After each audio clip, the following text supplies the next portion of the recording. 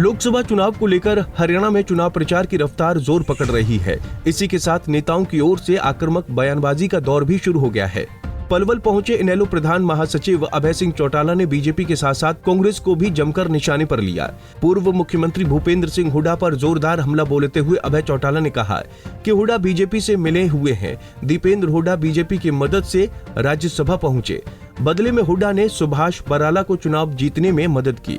ये 400 पार की बात करने वाले 200 पार भी हो जाएंगे। अब की बार सत्ता से पार हो जाएंगे। जाइए सत्ता से पार करेंगे हरियाणा प्रदेश के लोग। वही साथियों, कांग्रेस की हालत इनसे भी ज्यादा खराब है। अब तो भूपेंद्र सिंह हुड्डा की पूरी पोल खुल गई। मैं हमेशा कहता था भूपेंद्र सिंह हुड्डा जो है कांग्रेस के साथ, बीजेपी के साथ मिला हुआ है। भारतीय जनता पार्टी जो इसको हिदायत देती है उसको मानता है।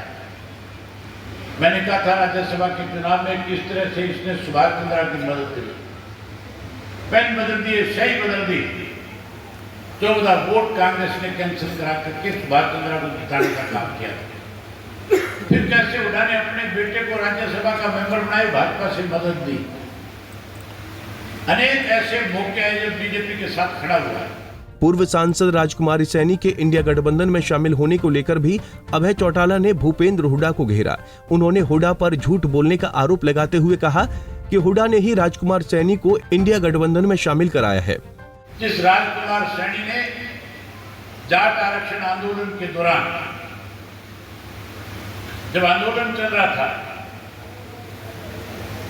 तो भारतीय जनता पार्टी की तरफ से राजकुमार सैनी की पीठ पे हाथ रख करके पूरे प्रदेश में भेजा और उसको कहा था कि तुम जाओ और जाकर के 35,36,000 का नारा लगा करके हरियाणा प्रदेश के भाईचारे को तोड़ दो। राजकुमार सैनी ने पुलिस के साथ, सैकड़ों पुलिस वालों के साथ लेकर के चलता था, जगह जगह जाकर के इस तरह के भाषण देता था जिससे हरियाणा प्रदेश के लोगों में गुस्सा बढ़ता था।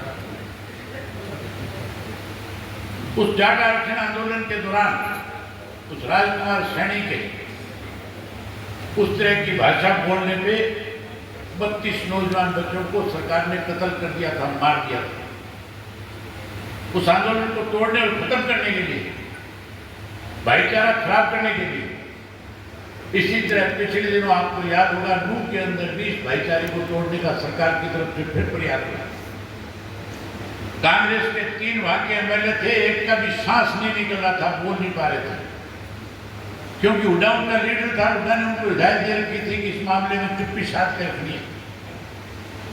अगर उस वक्त सरकार को किसी ने चेतावनी दी और आपसी भाईचारे को किसी ने मजबूत किया तो इंडियन नेशनल लोकदल पार्टी ने किया। वही राजकुमार सैनी आज कांग्रेस पार्टी को समर्थन दे रहा है।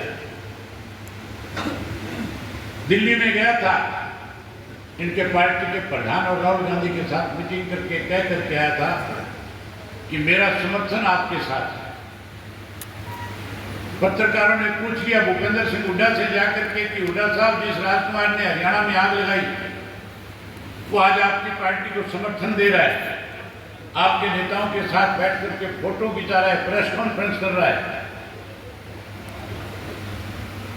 हुड्डा से पूछा कि क्या आपसे इनकी बात हुई? भूपेंद्र सिंह हुड्डा पत्रकारों के सामने सफेद झूठ बोल गया। कहने लगा मेरे से नहीं मिला। जब राजकुमार सैनी से प्रेस के लोगों ने पूछा तो उसने खुल करके कहा कि पहले दूत के रूप में जयप्रकाश को मेरे पास भेजा, मैंने जयप्रकाश की बात पे विश्वास नहीं किया। हुड्डा का फोन आया, मैं हुड्डा के घर जाकर के हुड्डा से दिल्ली में मिला और हुड्डा ने मुझे कहा कि हम मिलकर के चुनाव लड़ेंगे तो भाजपा को सत्ता से बाहर कर देंगे। फिर मुझे सेंट्रल ऑफिस दिल्ली भेजा गया, वहां जाकर के मेरी मीटिंग से कराई गई और फिर प्रेस कॉन्फ्रेंस कराई गई। बैटरी का खत्म है। इसका मतलब जिस राजकुमार ने हरियाणा प्रदेश को आगे लगाने का काम किया, भाईचारे को कमजोर करने की कोशिश करी, इन कांग्रेस वालों ने उनसे हाथ मिलाया। मैं रोहतक की मीटिंग में गया था, लोगों में बहुत गुस्सा है। आम आदमी कहता है कि भूपेंद्र सिंह हुड्डा ने हमारे साथ बहुत बड़ा धोखा किया। हम इसको सबक सिखाएंगे। बता दें कि लोकतंत्र सुरक्षा पार्टी के प्रमुख राजकुमार सैनी पिछले दिनों दिल्ली में राहुल गांधी, खड़गे जैसे बड़े कांग्रेस नेताओं की मौजूदगी में इंडिया गठबंधन में शामिल हुए थे। इसके बाद इसे हरियाणा में कांग्रेस निशाने पर है। हुड्डा समेत पार्टी के तमाम छोटे बड़े नेता सैनी को लेकर सफाई देते फिर रहे हैं। वहीं बीजेपी के साथ साथ इनेलो और जेजेपी कांग्रेस पर हमलावर है। पलवल से दिनेश कुमार, पंजाब केसरी टीवी। हमसे जुड़े रहने के लिए हमारे YouTube चैनल को सब्सक्राइब करें और नई वीडियो की नोटिफिकेशन के लिए बेल आइकॉन को दबाएं। अगर आप ये वीडियो Facebook पर देख रहे हैं तो लाइक जरूर करें और ज्यादा से ज्यादा शेयर करें। धन्यवाद।